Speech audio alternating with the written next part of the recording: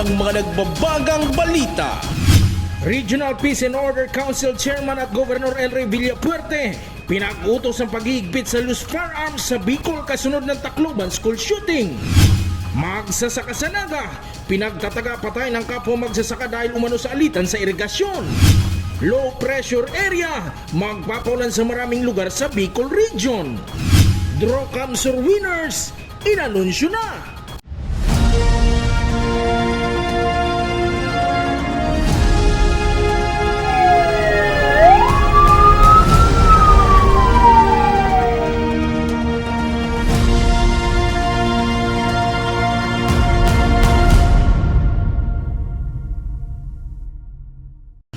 Magandang gabi. Narito ang mga may init na balita sa Camarines Sur.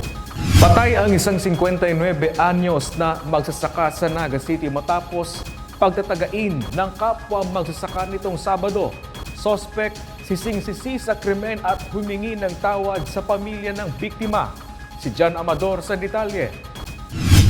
Nauwi sa pagtatalo hanggang sa pananaga ang sigalot umano ng dalawang magsasaka sa Naga City dahil sa irigasyon sa sakahang kanilang sinasaka. Karumal-dumal ang sinapit ng isang 59 anyos na magsasaka sa Barangay Pacul, Naga City matapos itong pagtatagain na nakaalitang sospek na kinilalang si Puldo 50 anyos ng parehong barangay. Ayon sa PNP, lumalabas sa kanilang investigasyon na nagkaroon ng pagtatalo ang dalawang magsasaka dakong alas 11 ng umaga nitong Sabado dahil sa irigasyon sa kanilang lupang sinasaka. Yung kadahilanan o pinag-ugatan ng kanilang insidente ay base po sa hindi nila pagkakaunawaan sa pagkakaintindihan sa water irrigation doon sa kanilang palayan. Yun nga, dahil sa hindi nila pagkakaintindihan, nauwi ito sa masamang at hindi magandang reaksyon. At yun nga, nataga ng suspetsado yung biktima at nasa multiple wounds po yung natamo ng biktima na taga. Ngunit po yung pinaka-fatal injury po or taga ng biktima mula sa suspect ay sa bandang liig po. Yung po yung malubhang tama ng biktima na kinasawi ng kanyang agarang pagkawala ng buhay. Sugat sa iba't ibang bahagi ng katawan dulot ng pananaga ang agad na ikinamatay ng biktima. Ang sospek kasalukuyang nakapiit ngayon sa Station 4 ng Naga City Police. Sising-sisi ang sospek sa kanyang nagawa kasabay ang paghingi ng tawad sa pamilya ng biktima. Depensa ng sospek, dati na umanong may alitan sila ng naturang biktima. Dahilan po kay Sir, siya man lang ang may paghamon sa kuya. Ligit na taraman. Noon po sir, binayaan ko siya. Binayaan ko siya. Tabo ko ng kuning problema, binayaan ko. Dinagabi po ako ginari ko doon sa itong kalina. Bapagi ang tubig sa baba. O pag-abot ko doon sir, sa kuya na sir, mayo na nagbababang tubig, di nagbalik ako. Pagbalik ko po, yaon siya duman. Sinagop niya siya itong agyangkan tubig. Iba po ako sir, may paabot man daw sa pamilya ko na ako naghahagan pasensya sa enda. Dahil ko man to gusto sir na gibuhon. Tahabo ko sa problema po nga niya. Akan init po, nagdulag ng ani ko. Ang reklamo ko kay to sir, may dara siyang badil, kaya nagdulag ako. Nagpaabot ako hindi sa... Si Inot yan? Si Inot. Ngunyan mayong darang badil, pero sabihan pag-iraray ako. Kumbaga, Na pighamon pa ako, banta pa naman. Na babalikan na ako. Gagada nun. Nagbabasol po ako. Taday ko mapo ginusto ning araw kani. Ang ating suspetsado dito sa insidente, aminado naman po na nagawa niya itong hindi maganda sa isang biktima.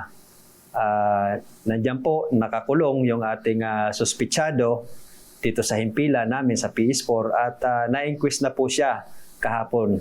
Nasampahan na po natin ng kaso. Kaso? Homicide. So, bali po yung ating paalala sa ating mga kababayan, lalo na dito sa aking EOR sa PS4 na maging mahinahon tayo kung nako-confront man tayo or napipressure tayo ng isang problema, lalo na may kakumprontahan tayo, ay huwag nating pairalin sa init ng ulo. Gawin natin yung tama na reaksyon para hindi humantong sa bayolente. Naharap ngayon ang suspect sa kasong homicide. Jan Amador, CSN. Pinag-utos ni Regional Peace and Order Council Chairman at Councilor Governor El Rey Villafuerte sa mga otoridad na paigtingin pa ang kampanya sa Loose Firearms. Kasunod yan ng Tacloban School shooting nitong nakaraang linggo. Isa sa mga napag-usapan sa Second Quarter Regional Peace and Order Council Full Council Meeting ng Bicol Region na pinamumunuan ni Governor El Rey Villafuerte ang pagpapaiting pa sa kampanya kontra Loose Firearms. Ayon sa chairman ng RPOC, maliban pa ito sa pagpapalakas pa ng security measures na ipinapatupad sa loob at labas ng school compound para hindi mangyari ang kahalintulad na insidente sa Bicol Region.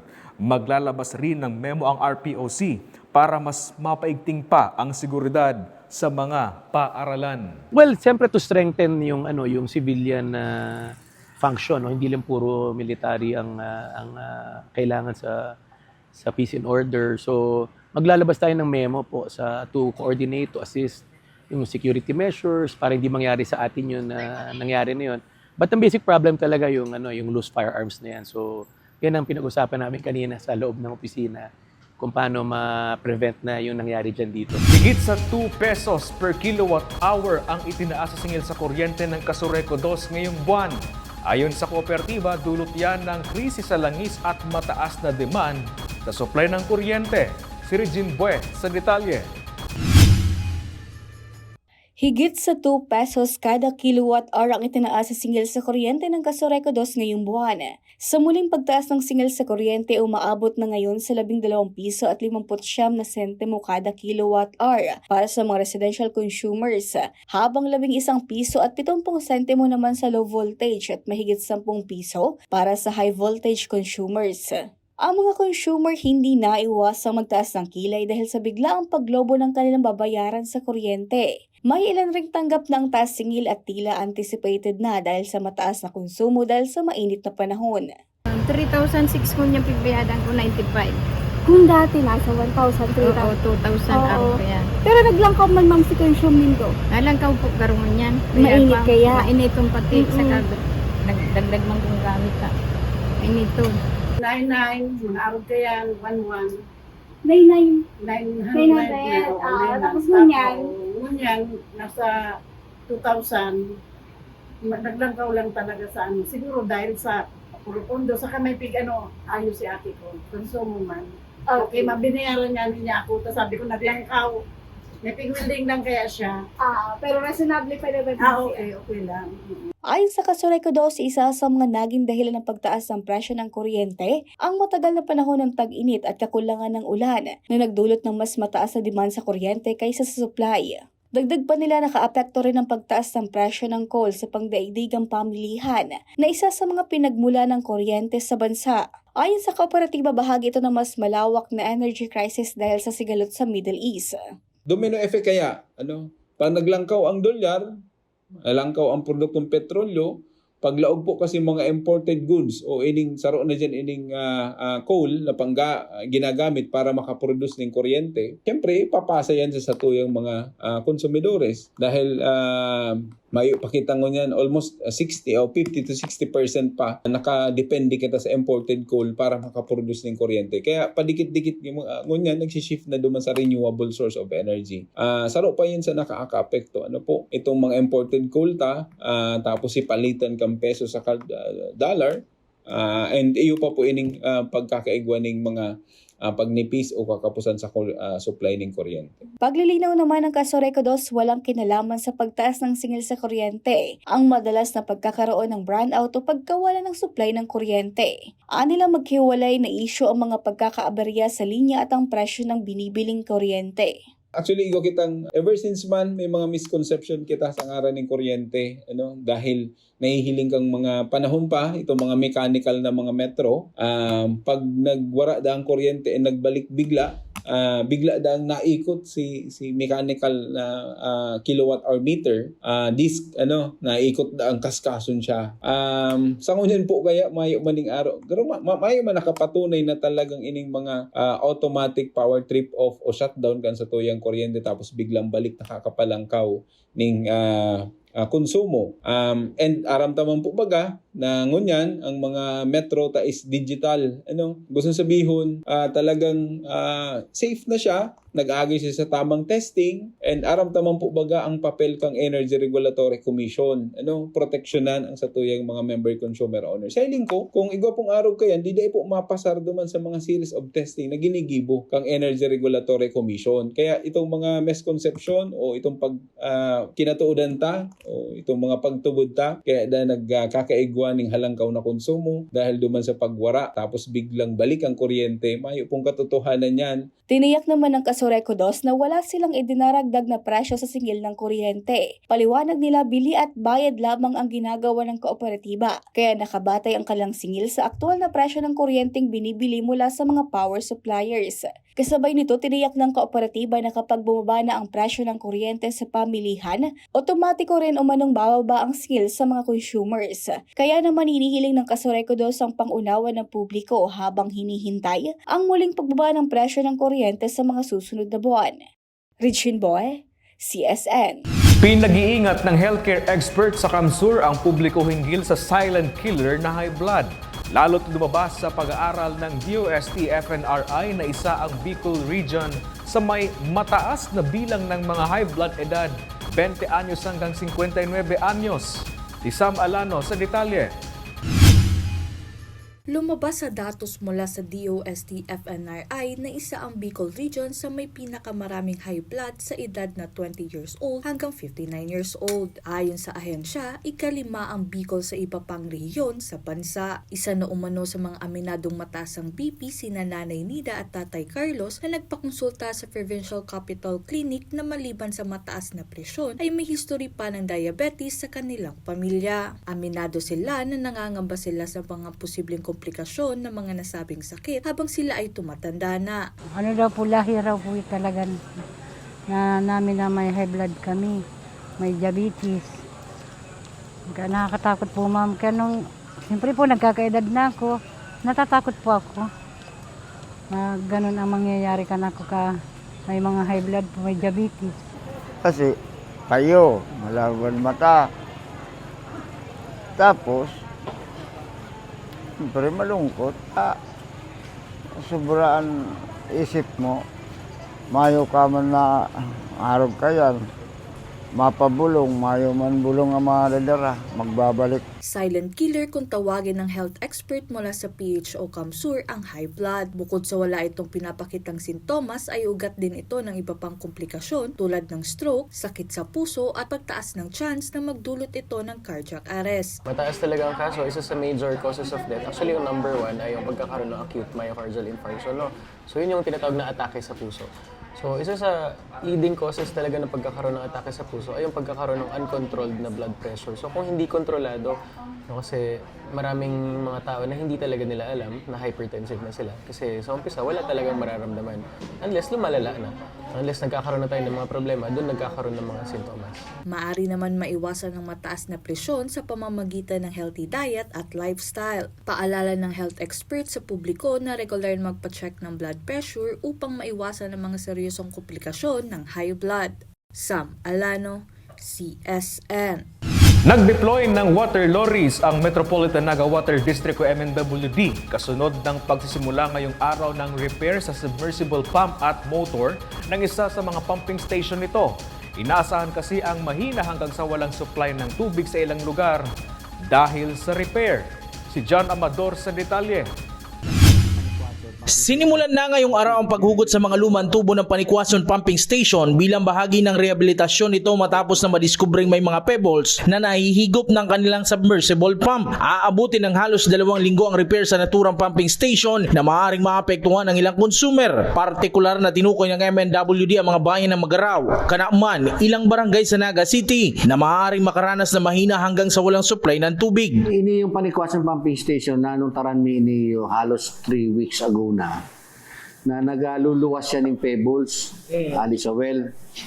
So ngunyan milang mapupunan ning si rehab tapigahalat mi pang umabot sa mga materialis na kaipuhan. si Pump and Motor na kay Puhan mi nahiling mi si Pump sigurado may damage na ito nagbabagsak ng sayang capacity. So from 52 LPS nagbagsak na siya ngunyan halos nasa 20 to 18 na lang, nagkakawat siya sa 20 to 18 LPS na sana. So hababao ng maray. So ngunyan na yaon na so mga materialis na kay Puhan ta. So pupunan ta na mabunot ito and then mahulugan na ning camera, makuyanan ta, mahiling ta kung saan talaga si damage na screen. So, ang affected kaya na area, kasi yan panikwaso na yan, ang 70% ng supply kaya, halos 70% na supply kaya, is pasiring magaraw ka naman. Ano? So magiging apektadong maray kaya ang magaraw, asin ka naman. Pero pwede man maapektuhan kaya na magluya ang pressure kang parting Carolina, Pacol, San Felipe, pababa sa Peña Francia and Libuton. Dahil aabutin ng halos 2 linggo ang repair, may mga augmented water lorry din umanong mag-iikot sa mga apektadong area upang matugunan ang pangangailangan ng mga consumer. 13 days po ang patrabaho ta, nagigibuhon. So medyo halawig dahil pagbunot lang po kang riser pipe kayto, medyo tulong aldaw na. Ang panikwason bako pa pong BI pipe. But sabihin bako pang PVC pipe ang ginagamit kundi BI pipe pa. Batbat siya. Black iron na inaapod. So bako pa siyang plastic. So halos sa abuton siya ng tulong aldaw. Kasi ang riser pipe kayan is 46 pipes. Yaon po ang sa tuwing mga lorry para po mag-augment sa mga konsumidor ta, sa magsimbag sa mga kakulangan ng tubig sa mga konsumidor ta. Ang kay Puan mi lang po, mag-report lang din sa opisina, tangani pong mapadarata ang sa tuwing lorry. Isabi lang ang address, yung kumpletong address, and then cellphone number. Tanganing madali po sindang mahanap kang sa tuyang mga lorries. Ang mangyayari po kayan, ma-inject kita kayo sa system, Linda. Or, kung mayo po kitang injection point sa area, ma-distribute kami ng tubig. And then, hindi pong mga pumping stations na may hiling niya to sa may Carolina, San Felipe, Pacol area. Ang gabos po ng mga public faucet dyan, nakabukas yan. So, anytime na kay puwanin na ng tubig, pwede po sila magkuaduman sa mga public faucet na ito. Mahalaga umano mag-imbak ng tubig para sa araw-araw na konsumo sa bawat bahay dahil mararamdaman umano ang epekto ng tinatrabahong pumping station sa panikwason. Jan Amador, CSN. Wala ng buhay at palutang-lutang ng matagpuan ng isang lalaki sa Lake Bato gabi nitong June 28. Ayon sa Bato Police, hinihinalang nakainom umano ang biktima ng magtungo sa Bato Boulevard. Kalauna natagpuan na lang itong wala ng buhay. Walang nakikitang indikasyon ng foul play ang Bato Police sa pagkamatay ng biktima. Bagaman ay isinailalim pa rin sa post-mortem examination ang katawan ng biktima.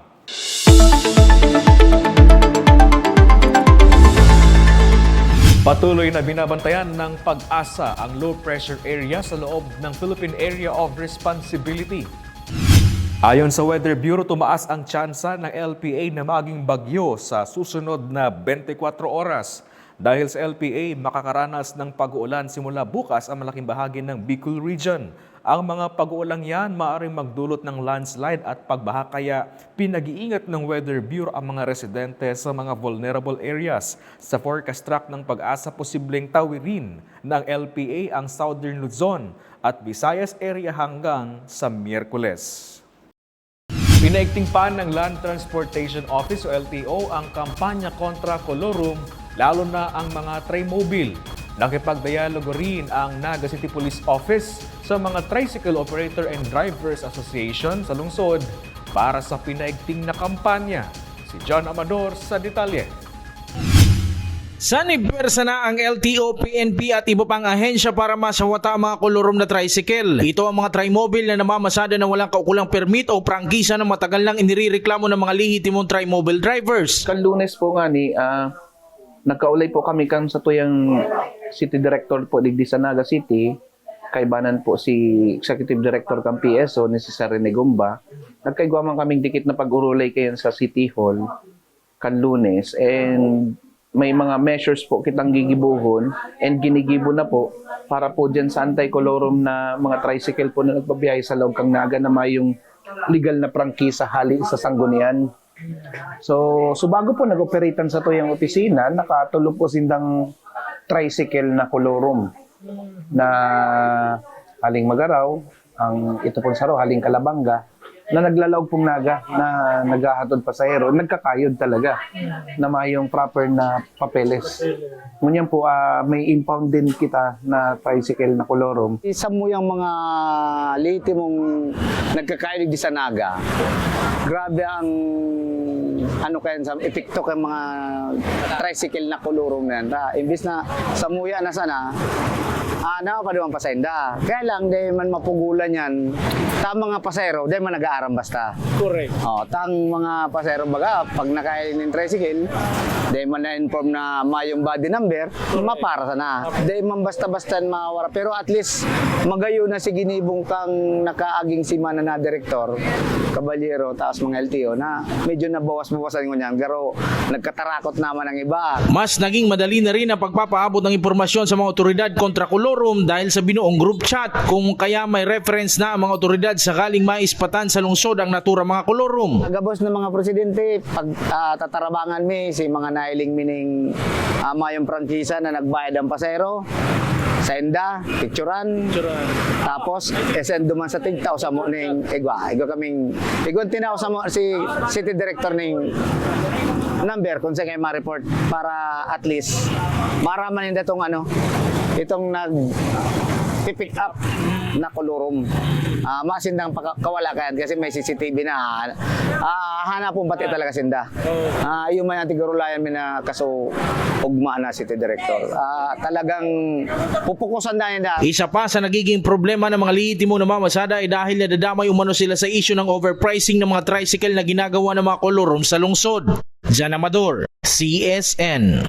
The wait is over dahil inanunsyo na ang winner sa Drawcam Sur, tampok ang ganda ng Sports and Adventure Capital of the Philippines. Isa sa mga nagugi sa Patimpalak, ikinwento ang inspirasyon sa kanyang winning piece. Si Regine Bues sa detalye. Ang digital artwork na ito ang naging winning piece ng 29-year-old artist na si Christian Carloto sa Drawcam Sur Global Challenge. Gamit ang Photoshop, ginawa niya ang kanyang visualization ng kung ano ang Camarines Sur para sa kanya. Makikita sa kanyang obra ang makukulay na tanawin, mga tourist destination, kilalang pagkain at ang matibay na religious belief na bahagi ng kultura at pagkakakilanlan ng probinsya. Sumisimbolo yung makikita yung parang maleta sa gitna ng artwork ko. Sumisimbolo siya sa paglalakbay or pag-aanyaya sa mga tao na tuklasin ang ganda ng lalawigan ng probinsya ng Kamsur. Gulat ngunit labis na galak ang naramdaman ni Carloto nang malaman niyang siya ang nagwagi sa kompetisyon matapos makatanggap ng mga mensahe mula sa mga kaibigan at kapwa artist. Hindi umano inakala ni Carloto na of all many entries ang kanyang obra ang napili sa Drawcam Sur. Nagsimula po yan sa yung kakilala ko is nakita niya yung contest sa page ng Drawcam Sur. Then ang sabi niya, itry namin. Then nakita ko siya, tig-try siya for opportunity din para ipakita ko rin yung talento ko. Actually, hindi ko inasahan na ako yung mananalo kasi marami ding sumali na magagaling na lumawak sa naturang contest. Sobrang saya at gulat yung naramdaman ko. Hindi ako makapaniwala. Maiuuwi ni Carloto ang premyong $2,000 o mahigit sa 120,000 pesos. Ayon kay Carloto, malaking tulong ang kanyang napanalunan. Ang bahagi nito ay ibibigay niya sa kanyang mga magulang habang ang natitira ay ilalaan niya bilang savings. Yung napanalunan kong prize, bibigay ko sa tulong para sa mga magulang ko. Then, yung mga natira is for savings na rin. Nagpapasalamat si Carloto sa mga organizer ng Drawcam Sur Global Challenge sa ilalim ng pamahalang palalawigan ng Camarines Sur sa pamuno ni Gov. Elry Villaforte. Ayon kay Carloto, malaking opportunity ang mga ganitong kompetisyon para sa mga artist na katulad niya. Hindi lamang dahil sa premyo kundi dahil nabibigyan sila ng pagkakataong maipakita ang kanilang talento sa sining. Regine Boy, CSN. At yan ang mga may init na balita ngayong araw sa Camarines Sur. Kami ang Kamser News. Ako po si Chris Novello. Diyos mabalos sa pagtitiwala.